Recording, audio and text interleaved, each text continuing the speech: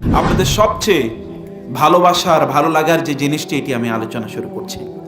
তাহলে আপনারা কি চান যে আপনারা অনেক সম্মান এবং সম্পদের মালিক হবেন? এটা কি আপনারা চান? কেউ কেউ মনে মনে বলছে চাই, একটু প্রকাশ্যে বলতে লজ্জা লাগে, কিন্তু এমনিতেই এটা পাওয়ার জন্য তারা প্রচন্ড উদ্গ্রীব। ওয়া ইন্নাহু লিহুব্বিল খায়রি লাশাদীদ। সে সম্পদের ভালোবাসা তো প্রচন্ড প্রবল।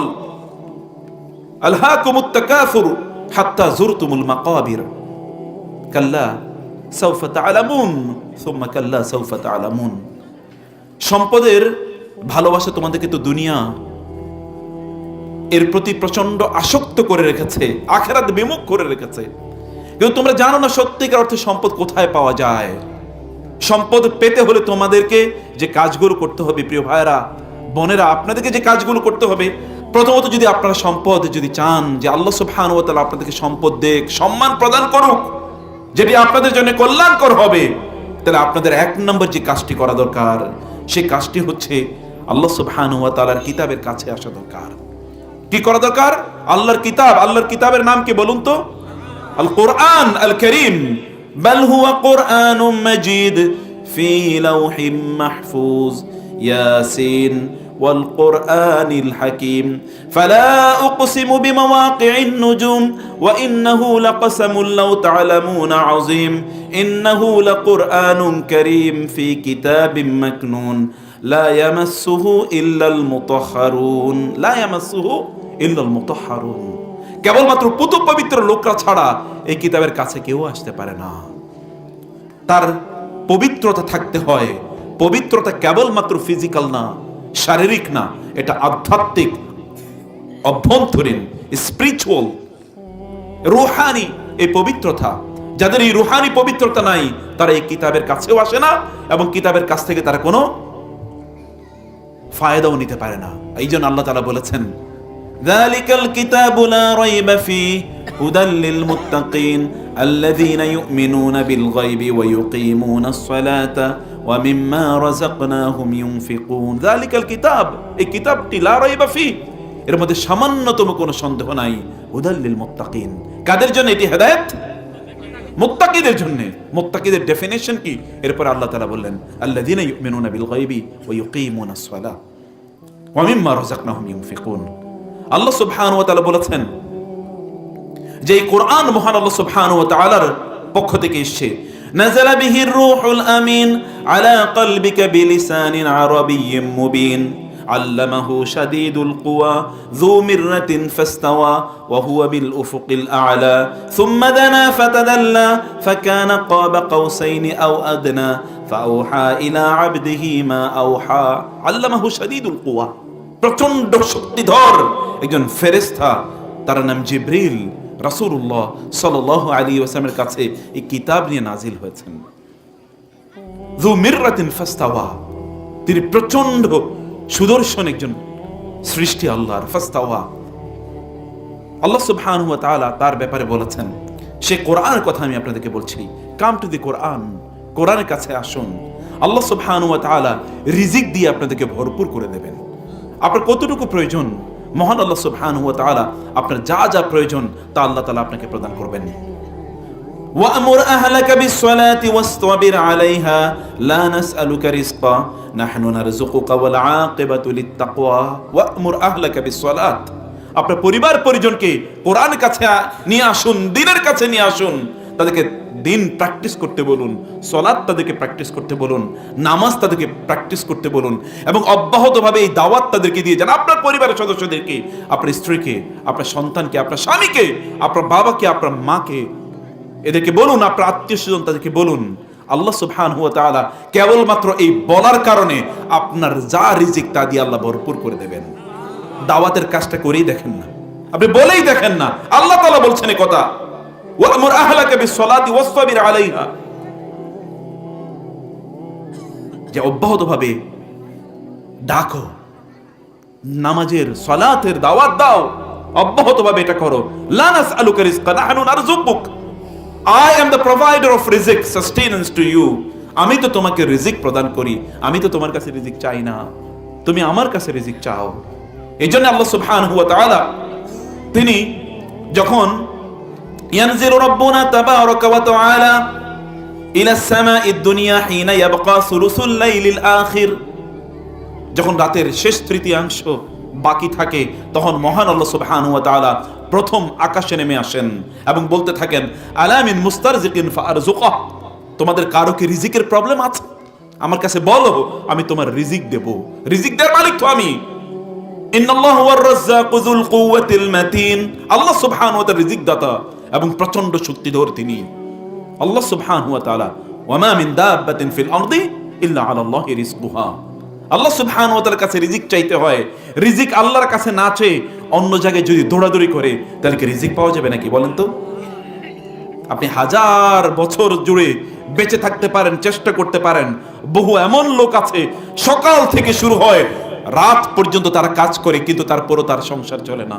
আবার এমন অনেক লোক আছে সামান্য কিছু কাজ করে তারপর আল্লাহ সুবহানাহু ওয়া তাআলা রিজিক দিয়ে তাকে ভরপুর করে দিয়েছেন। এমন লোক নাই? আছে কিনা? তাহলে তাওয়াক্কুল করতে হবে কার উপর? লাউ কুনতুম তাওয়াক্কালতুম আলাল্লাহি হাক্কা তাওয়াক্কুলিহি লারাযাকাকুম কামা ইয়ারযুকুত তুয়ুর, তোমরা যদি আল্লাহর উপর সত্যিকার অর্থে তাওয়াক্কুল করতে পারতে তাহলে যেমনি ভাবে আল্লাহ সুবহানাহু ওয়া তাআলা পাখিগুলোকে খাবার দেন তেমনি ভাবে তিনি তোমাদেরকে খাবার দিয়ে দিতেন। আল্লাহ সুবহানাহু ওয়া তাআলা কি আসমান থেকে খাবার নাজিল করেন নাই? আল্লাহকে আসমান থেকে খাবার নাজিল করেন নাই? করেছেন। আল্লাহ সুবহানাহু ওয়া তাআলা আসমান থেকে খাবার নাজিল করেছেন। কিভাবে আল্লাহ সুবহানাহু ওয়া তাআলা খাবার নাজিল করেছেন? সূরা মায়েদা পড়ে দেখেন না, রব্বানা আনজিল আলাইনা মাইদাতাম মিনাস সামা তাকুনু ঈদান লিআউয়ালিনা ওয়া আখিরিনা, হে আল্লাহ আসমান থেকে আমাদের জন্য খাবার নাজিল করুন, এটি আমাদের জন্য একটা আনন্দের দিন হবে, আমাদের এবং আমাদের পরবর্তী প্রজন্মের জন্য। আল্লাহ সুবহানাহু ওয়া তাআলা আসমান থেকে তাদের জন্য খাবার নাজিল করেন না? করেছেন সে আল্লাহ সুবহানাহু ওয়া তাআলা। এখনো তিনি বলছেন, কোরআনে সেই ঘোষণা আছে ওয়াফিস সামাই রিজকুকুম ওয়া মা তুআদুন, রিজিক আসে কোথা থেকে বলেন তো? কোথা থেকে আসে? আসমান থেকে আসে রিজিক নাকি জমিন থেকে আসে? রিজিকের ফয়সালা হয় কোথায়? আসমানে রিজিকের ফয়সালা হয়। আপনার কথা বুঝেন না? তাহলে আপনারা উত্তর দিচ্ছেন না কেন? উত্তর দেবেন। আপনাদের ফয়সালা আসমানে হয়, রিজিকের ফয়সালা কোথা থেকে হয়? আসমানে হয়। তানাজ্জালুল মালাইকাতু ওয়ার রূহু ফিহা বিইذن রাব্বিহিম মিন কুল্লি আমরিন সালাম হিয়া হাত্তা মাতলাইল ফজর, রিজিকের ফয়সালা তো আল্লাহর পক্ষ থেকে হয় এবং সেই ফয়সালা নিয়ে আল্লাহ সুবহানাহু ওয়া তাআলা ফেরেশতাদেরকে কাতারে কাতারে দলে দলে নাজিল করেন, প্রেরণ করেন। আল্লাহ সুবহানাহু ওয়া তাআলা রিজিক চাইতে হয় মহান আল্লাহর কাছে এবং আল্লাহর কাছে আসতে হলে আল্লাহর কিতাবের মাধ্যমে আসতে হয়। আল্লাহর কাছে আসতে হলে কিসের মাধ্যমে আসতে হয়? আল্লাহর কিতাবের মাধ্যমে। আল্লাহর কিতাব পড়ুন, আল্লাহর কিতাবের কাছে আসুন প্লিজ। বিশ্বাস করুন এই কিতাব এটি আপনাদের রিজিকের জন্য এসেছে। আল্লাহ সুবহানাহু ওয়া তাআলা কোরআনে সেই কথাই বলেছেন, লিইলাফি কুরাইশিন ইলাফিহিম রিহলাতাশ শিতাই ওয়াস সাইফ ফালিয়াবুদু রাব্ব হাযাল বাইত আল্লাযী আত'আমাহুম মিন জু'ইন ওয়া আমানাহুম মিন খাউফ। মানুষের জন্য দুটো জিনিস প্রচন্ড জরুরি। একটা জরুরি জিনিস হচ্ছে তার কি? তার একটা জরুরি জিনিস হচ্ছে তার খাদ্য পানীয় বাসস্থান, আরেকটা জরুরি জিনিস হচ্ছে তার নিরাপত্তা। একটা জরুরি জিনিস কি? তার খাদ্য পানীয় বাসস্থান, আর একটা প্রচন্ড জরুরি জিনিস হচ্ছে তার নিরাপত্তা। আপনার প্রচুর পরিমাণ আছে কিন্তু আপনার নিরাপত্তা নাই। যে কোনো সময় কেউ একজন এসে লুট করে নিয়ে যেতে পারে অথবা আপনাকে হত্যা করতে পারে। আপনার এই সম্পদ দিয়ে কি হবে? আপনি প্রতি মুহূর্তে এটা থাকাই এখন আপনার জন্য বিশাল বড় যন্ত্রণার কারণ হয়ে গেছে। আপনি দিনে ঘুমাতে, রাতে ঘুমাতে পারেন না, দিনের বেলা আপনি কোথাও যেতে পারেন না। একটা ভয়ঙ্কর ভীত সন্ত্রস্ত জীবন আপনি যাপন করছেন, কারণ আল্লাহ সুবহানাহু ওয়া তাআলা আপনার জন্য যে সিকিউরিটি রয়েছে, যে নিরাপত্তা রয়েছে, এটা আল্লাহ তাআলা উইথড্র করে দিয়েছেন। অতএব আল্লাহ সুবহানাহু ওয়া তাআলার পক্ষ থেকে যদি নিরাপত্তা পেতে চান, যদি মহান আল্লাহ সুবহানাহু ওয়া তাআলার পক্ষ থেকে আপনার জন্য যতটুকু রিজিক দরকার ততটুকু রিজিক যদি পেতে চান তাহলে আল্লাহর কাছে আসতে হবে। ফালিয়াবুদু রাব্ব হাযাল বাইত, এই কুরাইশদের দায়িত্ব হচ্ছে এই ঘরের রবের ইবাদত করা। আল্লাযী আত'আমাহুম মিন জু, এরা তো মরুভূমিতে আছে, এখানে কোনো গাছগাছালি নাই, কোনো প্রাণী নাই, কোনো পানি নাই, এদের না খেয়ে মারা যাওয়ার কথা ছিল, কিন্তু আমি তাদেরকে রিজিকের ব্যবস্থা করে দিয়েছি। ওদের জন্য এমন ব্যবসার ওয়ার্ল্ড ট্রেড সেন্টার, বিশ্বের ব্যবসার কেন্দ্রবিন্দু আমি বানিয়ে দিয়েছি মক্কাকে। অতএব এই কারণে তারা এই ঘরের রবের ইবাদত করা দরকার।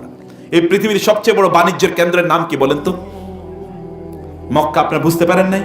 আপনারা যদি আমেরিকান ওয়ার্ল্ড ট্রেড সেন্টারের কথা বলেন, অথবা বাংলাদেশের যদি আপনি বিভিন্ন বিজনেস হাবের কথা বলেন, চিটাগংয়ের কথা বলতে পারেন, খাতুনগঞ্জ, অথবা ঢাকার যদি আপনি পুরন ঢাকার কথা বলেন, ইত্যাদি বিভিন্ন জায়গার কথা আপনি বলতে পারেন, মতিঝিল অথবা আপনি গুলশানের কথা বললেন, যেখানে ব্যবসায়ী হাব, ব্যবসার কি কেন্দ্রবিন্দু, এই সকল জায়গায় কি ব্যবসা হয়। কিন্তু আপনি মক্কায় গিয়ে দেখেন পৃথিবীর 200 দেশেরও চেয়ে অনেক বেশি দেশের লোকেরা ওইখানে প্রতি বছর একত্রিত হয়। এরকম জায়গা আপনি কোথায় পাবেন? উম্মুল কোরা, আল্লাহ তাআলা বলেছেন এটা সকল জনপদ যত আছে, যত জায়গায় মানুষ বসবাস করে, সকল জায়গার মূল হচ্ছে এটি, কেন্দ্র হলো এটি। এখান থেকে মানবতার উত্থান হয়েছে, বিকাশ হয়েছে, সর্বত্র মানুষ ছড়িয়ে পড়েছে মক্কা থেকে। অতএব এই যে মর্যাদা আল্লাহ সুবহানাহু ওয়া তাআলা দিলেন, লা উকসিমু বিহাযাল বালাদ ওয়া আনতা হিল্লুম বিহাযাল বালাদ ওয়া ওয়ালিদিন ওয়া মা ওয়ালাদ। আল্লাহ সুবহানাহু ওয়া তাআলা তিনি এই আল বালাদ, বিহাযাল বালাদ, এই বালাদের তিনি অর্থাৎ এই নগরীর আল্লাহ সুবহানাহু ওয়া তাআলা কসম করেছেন। আল্লাহ সুবহানাহু ওয়া তাআলা এটিকে বালাদান আমিনা ওয়া হাযাল বালাদিল আমিন ওয়াত-তিনি ওয়াজ-যাইতুন ওয়া তুরি সিনিনা ওয়া হাযাল বালাদিল আমিন। এটিকে যে আল্লাহ সুবহানাহু ওয়া তাআলা একটা নিরাপদ শহর বানিয়েছেন, এই গোটা পৃথিবীর সকল ব্যবসার কেন্দ্রবিন্দু আল্লাহ সুবহানাহু ওয়া তাআলা বানিয়েছেন, এটার একটাই মাত্র কারণ এখানে যে ঘরটি নির্মাণ হয়েছিল, এই ঘরটি কিসের জন্য নির্মাণ হয়েছে বলেন তো? কিসের জন্য? আল্লাহ সুবহানাহু ওয়া তাআলা ইবাদতের জন্য। ইন্না আউওয়ালা বাইতিন উদিআ লিন-নাস লাল্লাযী বিবাক্কাতা মুবারাকান ওয়া হুদাল লিল আলামিন। আল্লাহ সুবহানাহু ওয়া তাআলা এই বাইতুল্লাহকে নির্মাণই করেছেন কেবলমাত্র মহান আল্লাহ সুবহানাহু ওয়া তাআলা ইবাদতের জন্য। ইন্না আউওয়ালা বাইত, এই পৃথিবীর প্রথম নির্মিত ঘরের নাম কি? বাইতুল্লাহ। অতএব তারা যদি আল্লাহর ইবাদত করে, আল্লাহ সুবহানাহু ওয়া তাআলা তাদেরকে ক্ষুধা এবং তৃষ্ণা থেকে আল্লাহ সুবহানাহু ওয়া তাআলা মুক্তি প্রদান করবেন এবং তাদেরকে যথাযথ নিরাপত্তা আল্লাহ তাআলা প্রদান করবেন। যেই ব্যক্তি যার কাছে তিনি এই দেনাটা দেবেন, আগামীকাল তাকে দেয়া লাগবে, তিনি তার ওয়াইফের সাথে পরামর্শ করলেন। শোনো, কার সাথে পরামর্শ করলেন? ওই ব্যক্তি তার ওয়াইফের সাথে গিয়ে পরামর্শ করলেন যে করণীয় কি, কালকে তো টাকা দিতে হবে, কিন্তু আমার কাছে তো টাকা নেই। আপনার ভালো করে শুনবেন প্লিজ, আমার কাছে তো টাকা নেই, দেওয়ার উপায় কি? তখন তার স্ত্রী বললেন যে চলো তো সারা রাত আজকে কেবল দুরুদ পড়ি। কি করবো সারা রাত? আজকে দরুদ পড়বো। আল্লাহুম্মা সাল্লি আলা মুহাম্মদ আল্লাহুম্মা বারিক আলা মুহাম্মদ সাল্লাল্লাহু আলাইহি ওয়াসাল্লাম, এরকম আজকে সারা রাত দুরুদ পড়বো। তো তিনি দুরুদ পড়লেন, দুরুদ পড়তে পড়তে ঘুমিয়ে পড়েছেন, ক্লান্ত হয়ে কি ঘুমিয়ে পড়েছেন। ঘুমের মধ্যে তিনি স্বপ্নে দেখলেন যে কেউ একজন তাকে বলেছেন আগামীকাল সকালে তুমি নগর পিতা গভর্নরের কাছে যাবে, মেয়রের কাছে যাবে, গিয়ে মেয়রকে তুমি বলবে প্রতি রাতে সে আমার উপর 1000 বার দুরুদ পড়ে ঘুমানোর কথা, কিন্তু গত রাতে সে 1000 বার পড়ে নাই। মানে এই যে রাত যাচ্ছে, এই রাতে সে 1000 বার পড়ে নাই, সে একটু কম পড়েছে। এই যে কম পড়লো, এটার জন্য তার পেনাল্টি দিতে হবে। আর পেনাল্টি হলো সেই জন্য তোমাকে 1000 দিরহাম যেন তোমাকে গিফট দেয়। কত দেয়? 1000 দিরহাম গিফট দেয়। এটা স্বপ্নে তো তিনি স্বপ্নে দেখলেন, স্বপ্নে দেখে ঘুম থেকে জেগে উঠলেন, উঠে তার ওয়াইফকে বললেন যে এরকম স্বপ্নে দেখেছি, করণীয় কি? আমি গভর্নরের কাছে গিয়ে কথা বলবো? বলে হ্যাঁ যাও, তুমি যেহেতু এরকম স্বপ্নে দেখেছো তুমি যাও। তিনি গভর্নরের দরজা তিনি গেলেন, ট্রু স্টোরি বলছি। এখন গভর্নরের দরজায় তিনি গেলেন, গিয়ে ওইখানে বললেন সিকিউরিটিকে যে আমি একটু গভর্নরের সাথে দেখা করবো। আপনি কে? বলে আমি তো পরিচয় দেওয়ার মতো কিছু নাই, কিন্তু আমি একটু ওনার সাথে দেখা করতে চাই। বলে আপনার নামটা বলেন, গিয়ে গভর্নরকে বলি। বলে নাম হলো এরকম।